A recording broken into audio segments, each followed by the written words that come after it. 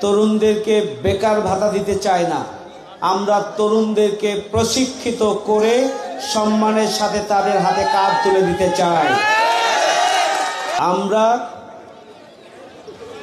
পরিবারের কাছে ওই ফ্যামিলি কার্ড আর কৃষি কার্ডের নামে প্রতারণার নতুন ফাঁদ তুলে দিতে চাই না। আমরা প্রতিটি পরিবারের কর্মক্ষম যুবককে, কর্মক্ষম প্রশিক্ষিত ব্যক্তিকে আমরা আগামী দিনে তাদের হাতে কাজ তুলে দিতে চাই, স্বাবলম্বী করতে চাই।